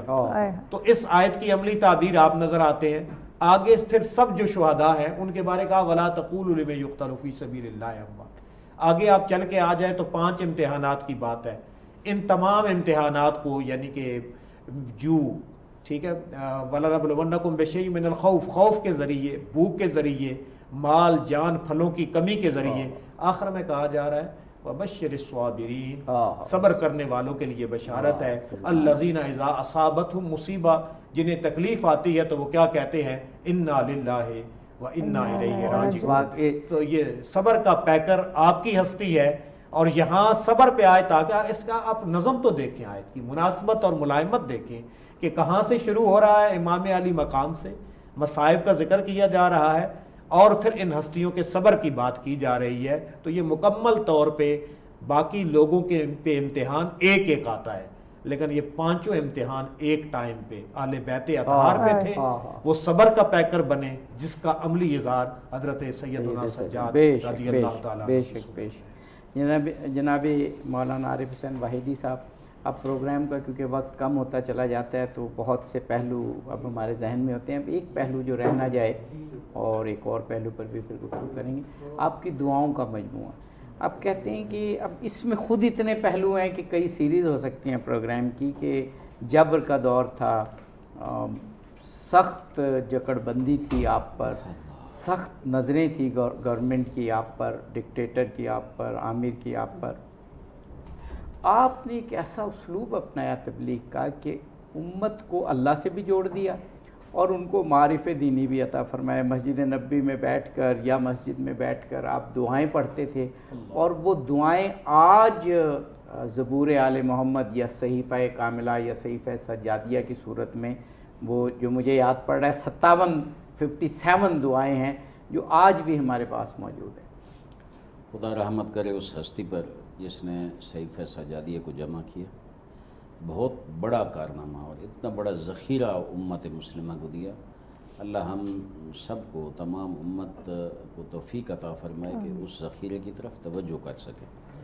امام علیہ الصلوۃ والسلام ظاہر ہے ایک مشن لے کر نکلے تھے اور کربلا ان کے ذہن میں تھا, اور جناب زینب سلام اللہ علیہ نے دربار یزید میں جو چیلنج کیا تھا نا کہ جتنا دل چاہے کوشش کر لے, مکر کر لے, جد و جہد کر لے, تو ہمارا ذکر دنیا سے نہیں مٹا سکتا. امام سجاد علیہ الصلوۃ والسلام نے اس مشن کو لے کر مختلف اسلوب اپنائے, مختلف انداز میں کام کیا. ان میں ایک دعاؤں کا ہے. آپ اگر دعائیں پڑھیں امام سجاد علیہ الصلوۃ والسلام کی, ان میں تدبر کریں اور فکر کریں, تو آپ دیکھیں گے کہ اہل بیت کا پیغام, اہل بیت کی عظمت, یعنی ہر دعا میں محمد و آل محمد پر درود و سلام ہے. یہی میرے خیال میں اس جبر کے دور میں بہت بڑا کام ہے. آگے لوگوں کو دعائیں, ظاہراً امام عبادت کر رہے ہیں, دعائیں پڑھ رہے ہیں, لیکن وہ حقیقت میں کربلا کا پیغام دے رہے ہیں. وہ اہل بیت کی عظمت جسے یزید مٹانا چاہتا تھا, وہ امام علیہ الصلوۃ والسلام وہ بیان کر رہے ہیں. اور امام علیہ الصلوۃ والسلام کا وہ کام جب مدینے میں تھے, دیکھیں یہ بھی ایک طریقہ ہے, میں آتا ہوں اس طرف کہ جب نکلتے تھے بازار کی طرف, تو کوئی اگر دمبا ذبح کر رہا ہے, کوئی بکرا ذبح کر رہا ہے, تو امام جا کر کھڑے ہو جاتے اور کہتے ہیں شخص اسے پانی پلائے یا نہیں پلایا. کتنا بڑا پیغام تھا. تو وہ کہتا ہے کہ پانی پلایا, میں مسلمان ہوں. کہا وہ بھی مسلمان تھے کربلا میں, جو سب یہ آپ بہت اہم بات کر رہے ہیں کہ کیسے تبلیغ کربلا کی, اور پھر آپ اس کو دعاؤں سے جوڑیں گے. ایک وقفہ لینا ہے, وقفے کے بعد یہیں سے آپ کی گفتگو جی انشاءاللہ ناظرین یہیں سے گفتگو کے سلسلے کو آگے بڑھایا جائے گا, ساتھ رہیے گا. ویلکم بیک ناظرین, آپ دیکھ رہے ہیں سچ اسپیشل ٹرانسمیشن. آج امام زین العابدین علیہ السلام کی زندگی, ان کی سیرت و فضائل پر گفتگو کا سلسلہ جاری ہے. جی عابدی صاحب. جی, وقفے سے قبل جناب مولانا عارف حسین واحدی صاحب, آپ کی جو دعائیں ہیں صحیفہ کاملہ, اور اس سے پہلے واقعہ کربلا کی آپ نے جیسے ترویج کی, اور پھر ان دعاؤں کے ذریعے معرف اسلامی کیسے پہنچایا آپ نے. جی میں عرض کر رہا تھا کہ امام علیہ الصلوۃ والسلام نے ہر وہ اسلوب اپنایا, وہ طریقہ اپنایا جس کے ذریعے امام کی مظلومیت, کربلا کا پیغام, اور وہ جو حقائق ہیں جو امام کو پتہ تھے لوگ کو نہیں پتہ تھے, عملی طور پر, یعنی اگر یہ کہتے نا سامنے کہ میں اس حکومت وقت کی اس طرح کروں گا, اس طرح, شاید وہ حکومت ان کو قید میں ڈال دیتی, بند کر دیتی, مشکلات پیدا کرتی.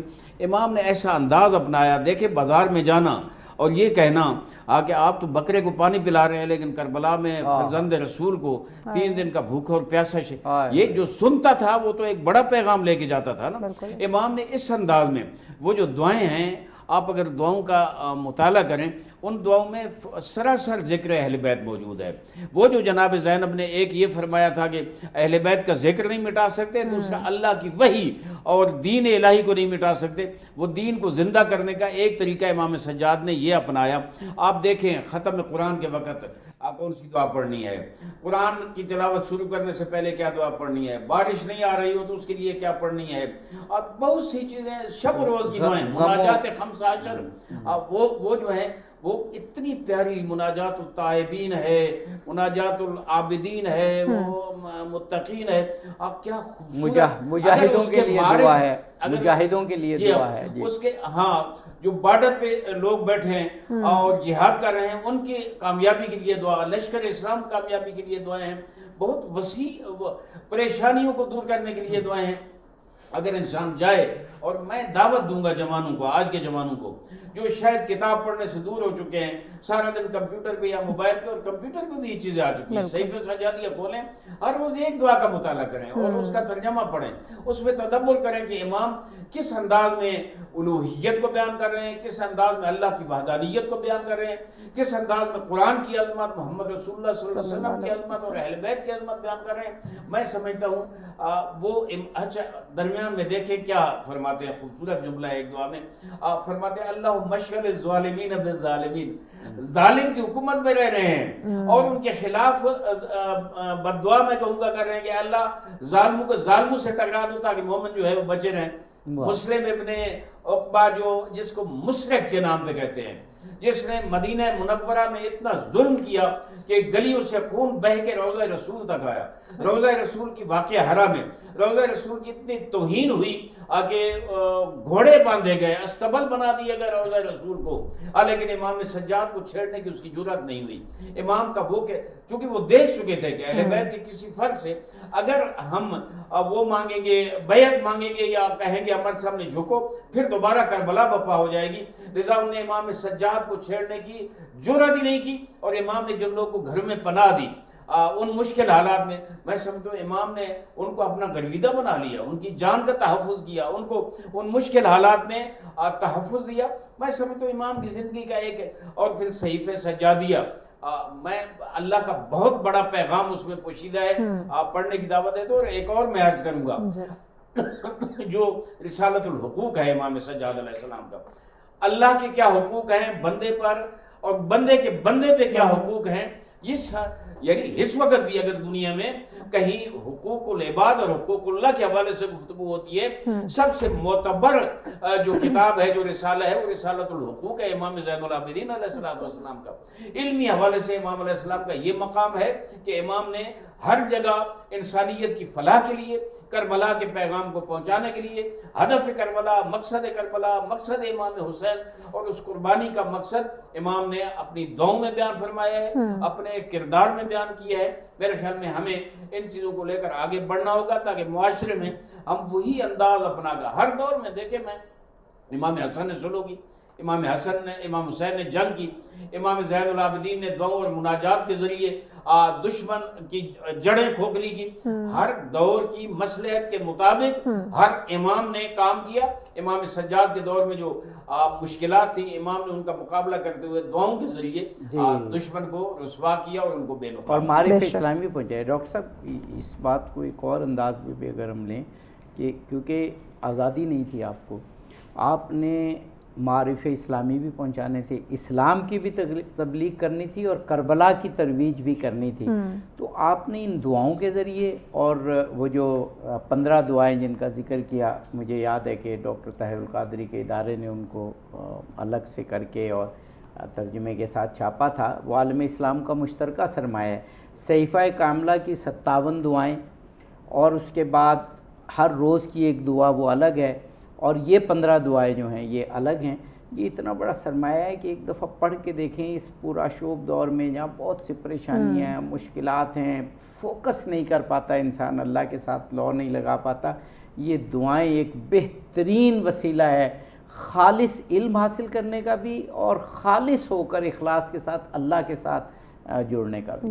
محترم آغا صاحب کی گفتگو کو اور آپ نے جو کویسچن اس کے اوپر فریم کیا ہے، ان کو اگر ایک آیت کے ذریعے بیان کرنا چاہوں تو ادعو الی سبیل ربک بالحکمت والموعظۃ الحسنہ، اور یہ اسلامی اسلوب دعوت کے اخلاقیات کے اوپر آیہ کریمہ ہے کہ اللہ کے دین کی طرف بلائیں حکمت کے ساتھ اور اچھے اسلوب کے ساتھ، اور دوسری آیت ساتھ ملا لیں وجادلہم باللتی ہی احسن، کہ جب تم کسی کے ساتھ کوئی گفتگو کرو، مذاکرہ کرو، تو وہ بھی تمہارا اچھے انداز کے ساتھ ہونا چاہیے۔ تو جیسے ایک حالات اور چیزیں چل رہی تھیں اور اس ہستی سے اللہ نے بہت سارے کام لینے تھے، سب سے بڑی بات یہ ہے کہ سادات کا سلسلہ بھی آگے بڑھانا تھا، نسلی اعتبار سے بھی، نسبی اعتبار سے بھی، اور اللہ جل مجدہ نے اس علوم نبوت کے جو چشمے تھے ان کو بھی آپ کے سینے سے آگے مخلوق خدا تک پہنچانا تھا۔ تو ان تمام چیزوں کے اندر آپ کا اگر یہ دیکھا جائے نا، یہ جو پہلو تھا، یہ پہلو آپ کا ایک اسپرچول، ایک روحانی پہلو تھا کہ مناجات کے ذریعے آپ نے اس مخلوق کو کہ جو اس جبر کے دور سے گزر رہی تھی اس کو اللہ کے ساتھ منسلک کیا اور بتایا کہ اس کی بارگاہ کے اندر کیسے آپ نے مدد طلب کرنی ہے اور کیسے اس کے ساتھ اپنا یہ تعلق قائم کرنا ہے۔ اور میرے خیال میں ان کے عناوین ہی اگر آپ دیکھ لیں تو یہ اس وقت کا جتنا ڈس آرڈر تھا سوسائٹی کے اندر، حقوق کی بات کی گئی، بالکل صحیح، مناجات کے ساتھ، اور بنیادی ایک انسان کا جو ایک اسپرچول ڈس آرڈر تھا یا اللہ کے ساتھ ایک جو ڈسکنیکٹ ہو رہے تھے اور اس جبر کے اندر لوگ ادھر توجہ کر رہے تھے، ان سب کو وہاں سے اٹھا کے دہلیز خداوندی کے اوپر آ کے جھکایا اور انہیں کہا کہ اپنا تعلق اس ذات کے ساتھ قائم کرو۔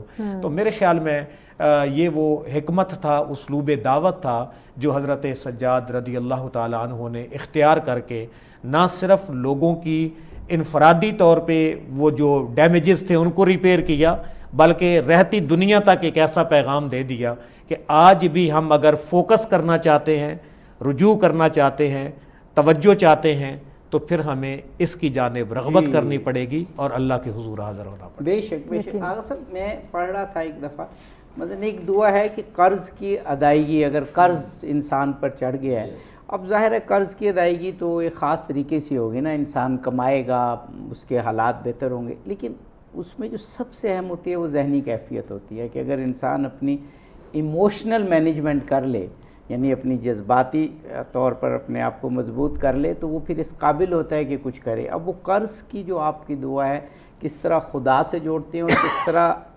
وسائل اللہ سے طلب کرتے ہیں، یعنی دعا کرتے ہیں، اور پھر انسان میں خاص قوت پیدا ہوتی ہے ان وسائل کو حاصل کرنے کی، وہ ان جو دعاؤں ہیں ان کا ایک میریکل اثر ہمیں نظر آتا ہے جب آدمی پڑھتا ہے۔ اللہ تعالیٰ نے انسان کو ایسے بنایا ہے، انسان جو سوچے گا نا، مسلسل سوچ، اگر ایک آدمی یہ سوچتا ہے کہ میں تو بہت غریب ہوں فلاں، اس کا معنی یہ ہے اللہ پہ توکل نہیں ہے اسے۔ آپ ائمہ تحرین کی زندگی دیکھیں، ائمہ کبھی یہ نہیں کہیں گے کہ ہم غریب ہیں۔ جو آئے گا، اچھا آج کل کی دنیا میں یہ ہے نا، مادیت ہے نا، آج کل کی دنیا میں یہ ہے کہ جس کے پاس کچھ پیسہ ہے اور تھوڑا ہے وہ سمجھتا ہے تو وہ بچا بینکوں میں رکھے گا تاکہ ہمارے لیے بچل ہے مستقبل۔ ائمہ کی زندگی میں یہ نہیں ہے، اللہ پہ توکل اتنا ہے، اور پھر یہ آج دور میں تجربے سے بھی ثابت ہے، جو علم نفسیات جانتے ہیں وہ جانتے ہیں کہ جو انسان سوچے گا اسی طرف وہی چیز اس کے پاس آئے گی۔ اگر کوئی سوچتا ہے میں تو بہت غریب ہوں تو وہ قدرتی غریب ہی ہو جائے گا۔ کوئی سوچتا ہے کہ نہیں، خداوند کریم بھی، میں حدیث قدسی میں پڑھ رہا تھا کہ اللہ تعالیٰ کہتا ہے جو بندہ مجھ پہ بھروسہ کرتا ہے نا، میں اس کے کام آتا ہوں، اس کے کام، وہ اگر مجھ پہ بھروسہ کرتا ہے تو میں اسے کیوں نہیں عطا کروں گا۔ اور جو اللہ سے نا امید ہوتا ہے، اللہ کہتا ہے تو مجھ سے نا امید ہے، میں خالق مالک معطی ہوں، میں وہاب ہوں، میں فتاح ہوں، میں سارے راستے کھولنے والا ہوں، اور میں تجھے وسائل عطا کروں گا۔ ہمیں ایک وقفہ لینا ہے، وقفے کے بعد پھر جی بالکل ناظرین، گفتگو کے سلسلے سے یہیں سے ہم کنٹینیو کریں گے، ساتھ رہیے گا، ملتے ہیں ایک بریک کے بعد۔ ویلکم بیک ناظرین، آپ دیکھ رہے ہیں سچ سویرا اسپیشل ٹرانسمیشن۔ آج کا پروگرام سید امام زین العابدین علیہ السلام کی زندگی کے حوالے سے گفتگو کا سلسلہ جاری رہا۔ عبدی صاحب، آخری سیگمنٹ ہے ہمارے پاس۔ جی بے شک، اور اب ہم کچھ ایسے میسیجز ہمیں لینے چاہیے کہ امام کی زندگی کو ہم عملی طور پر اپنا سکیں۔ جناب پروفیسر ڈاکٹر عبد الرحمن شاہ صاحب، قرآن پاک میں ہے کہ رسول اللہ کی زندگی میں ہمارے لیے بہترین نمونہ موجود ہے۔ اب یہ جو ہستی ہیں جو رسول اللہ ہی کے خانوادے کی ہیں، رسول اللہ ہی کے فرزند ہیں، یہ عجیب بات ہے کہ جب ہم ائمہ اثنا عشر 12 ائمہ کو دیکھتے ہیں تو تاریخ میں جب بھی ان کا ذکر ہوتا ہے تو جو پہلی ترکیب ان کے نام کے ساتھ آتی ہے وہ فرزند رسول ہیں۔ جو بھی کوئی امام حاضر ہوئے، ہمارے فقہ کے امام ابو حنیفہ لے لیں، امام مالک لے لیں، وہ جب امام جعفر صادق علیہ السلام کے پاس جاتے تھے تو پہلا لفظ یہ ہوتا تھا فرزند رسول۔ اسی طرح امام زین العابدین کے پاس کوئی بھی آیا تو یہ کچھ معنوی بات بھی اس میں ہے کہ لوگ اس طرف متوجہ ہوں کہ یہ فرزندان رسول ہیں، ان کی سیرت رسول اللہ کی سیرت کا عملی نمونہ ہے۔ اتنی کامل شخصیت ہمیں تاریخ میں یہ پڑھ کے اور یہ سوچ کے یہ بات کر رہا ہوں آپ سے کہ جتنے مختلف حالات حضرت سید سجاد کی زندگی میں گزرے، اتنی کسی اور شخصیت کے دور میں، جبر کا دور، قتل کا دور، اس کے بعد پھر تھوڑا کشائش والا دور جب حالات بہتر ہوئے، تنگی کا دور، فراغی کا دور، ایک کامل اگر ہمیں کوئی نمونہ لینا ہے تو حضرت سید سجاد علیہ السلام ہے۔ وہ نمونے کیا ہیں؟ آپ سے بھی وہی سوال اور پھر آغا صاحب سے بھی۔ محترم عابدی صاحب، یہ ہمارا سلسلہ وار جو دوسرا پروگرام ہے، اس میں ہم انہی پہلوؤں کو مختلف پہلوؤں سے اور مختلف حوالوں سے देखने की कोशिश कर रहे हैं कि आपकी शख्सियत इतनी डाइवर्सिफाइड है कि इसके एक पहलू को अगर बंदा जाता है तो उसका हुस्न इतना है कि उसमें ही बंदा गुम हो अभी जाता है। प्रोग्राम के दौरान हम वक्फे में भी बात कर रहे थे ऐसे कि ही। टाइम खत्म हो गया और ये पहलू आप भी कह रहे थे और तिश्ना है, वाहिदी अभी साहब भी। तिश्ना है। जैसे आप देखें कि बहुत सारी ऐसी चीज़ें हैं कि जो बज़ाहिर एक दूसरे के मुखालिफ हैं, लेकिन वो सारी एक शख्सियत के अंदर पाई जा रही हैं। जैसे हमने सूरह बकरा से 5 इम्तिहानात का जिक्र किया, आपने वो भी दौर देखा करबला वाला, और फिर इन्ना माल उसर युसरा के तहत आसानी वाला दौर भी आया आपकी ज़िंदगी के अंदर। इसी तरह उलूम व मारिफ को आगे मुंतकिल करने का जो सिलसिला और जो ज़िम्मेदारी थी आपने वो भी की। फिर रूहानी तौर पे जो सिलसिला चल रहा था सिलसिला बसिलसिला, आपने उसको भी इन मारिफ को मुख्तलिफ दुआई अंदाज के अंदर बयान किया है। मेरे ख्याल में आपकी शख्सियत से, क्योंकि आपने बात की कि आज हमारे लिए क्या मैसेज है, ये बहुत इंपॉर्टेंट है। और अक्सर हमारे मौज़ूआत अधूरे इसलिए रह जाते हैं कि हम उनको असर हाज़र के साथ मुंसलिक नहीं कर सकते। अभी भी आपके पास 1 से 1.5 मिनट है जिसमें आप अच्छा, हज़रत इकबाल ने कहा है वही है साहिब इमरोज़ जिसने अपनी हिम्मत से ज़माने के समंदर से निकाला गोहर फरदा। वाह वाह। तो अब गोहर फरदा हमने लेना है, तो गोहर फरदा के तौर पर मैं फिंगर टिप्स के ऊपर ही लूँगा कि कोई आज अगर सब्र का कामिल नमूना देखना चाहता है तो वो आप है। कोई अगर जबर के दौर के अंदर ये चाहता है कि हक गोई का पैकर बन के सामने आऊँ तो वो भी आप हैं।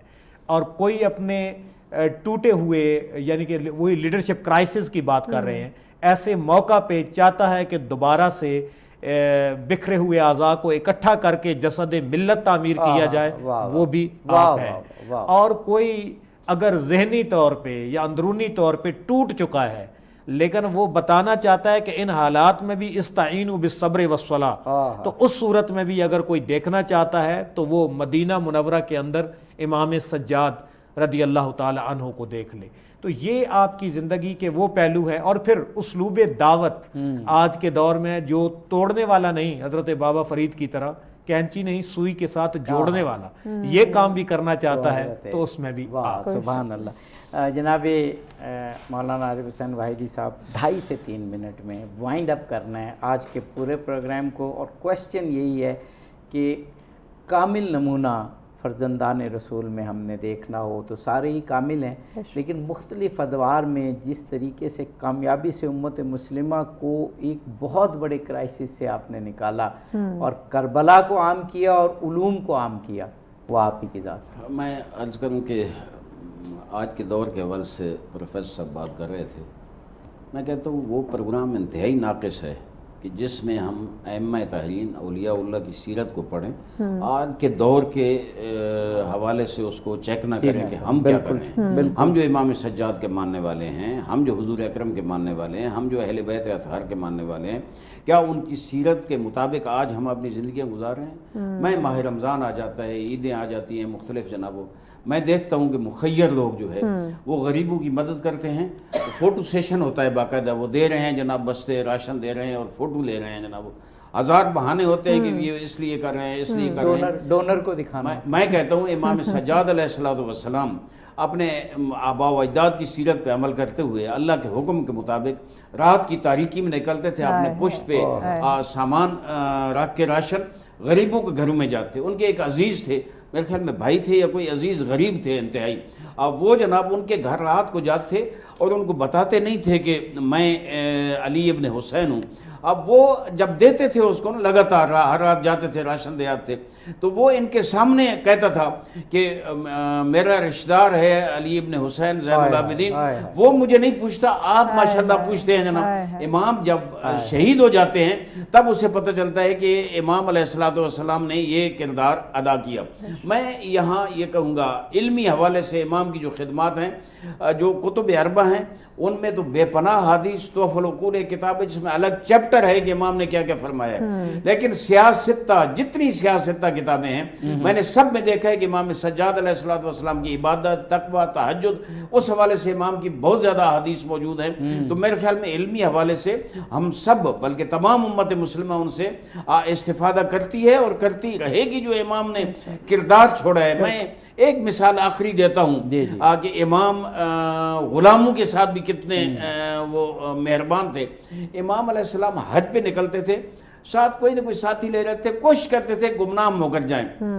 وہ ایک دفعہ جا رہے تھے ایک ساتھی کو لے کر, اس کے ساتھ ایک غلام تھا, وہ پیچھے پیچھے آ رہا تھا, شاید تھک چکا تھا یا کیا تھا, وہ پیچھے رہ گیا. اس نے مڑ کر اس کو گالی دی, گالی میں وہ بیان نہیں کر سکتا, اس نے یہ نہیں کہا کہ یہ حلالی نہیں ہے, اس طرح کا لفظ اپنا. امام نے فرمایا کہ تو نے یہ گندی زبان کیوں استعمال کی؟ اس نے کہا مولا میں کہہ رہا ہوں یہ سچ مجھ کا ایسا ہے, یہ حلالی نہیں ہے. امام نے فرمایا بے شک سچ مجھ ایسا ہے, لیکن مجھے وہ ساتھی نہیں چاہیے جن کی زبان پہ یہ گندے الفاظ ہیں, لذا جا میرے ساتھ تو نہیں جا سکتا. یہ امام علیہ السلام عملی طور پر اس کردار کو, ان تعلیمات کو جو حضور اکرم نے دی ہے, اس اسوہ حسنہ کو عملی پریکٹس بھی کر رہے تھے, ہمیں دکھا بھی رہے تھے. بہت ساری باتیں, حالانکہ طویل پروگرام ہے لیکن بہت سے پہلو رہ گئے. آئندہ ہمارے پروگرام کو جاری ہیں. جناب پروفیسر ڈاکٹر عبدالرحمان شاہ صاحب کا, جناب مولانا عارف حسین واحدی صاحب کا, فخر عباس کا بہت شکریہ. جی بالکل عابدی صاحب آپ کا بھی بہت شکریہ. پروگرام دیا جی, بہت شکریہ. بالکل عابدی صاحب آپ کا بھی بہت شکریہ, مہمانوں کا بھی شکریہ ادا کرتے ہیں. ناظرین آپ سے اجازت چاہتے ہیں, لیکن جانے سے پہلے ہم اختتامی کلام ضرور سنیں گے. جی فخر عباس. عزاداری ہنر سجاد کا ہے, بہت خوب. عزاداری ہنر سجاد کا ہے, یزیدیت کو ڈر سجاد کا ہے, یزیدیت کو ڈر سجاد کا ہے. انا کو عاجزی کا لطف آئے, جھکا دے سر یہ در سجاد کا ہے. ملا ہے حق کو ایسے اپنا رستہ, ادھر رخ ہے جدھر سجاد کا ہے. بندھے ہاتھوں سے مانگی ہے دعائیں, یہ دنیا میں ہنر سجاد کا ہے. خدا کا شکر کب ہوگا مکمل, ابھی سجدے میں سر سجاد کا ہے.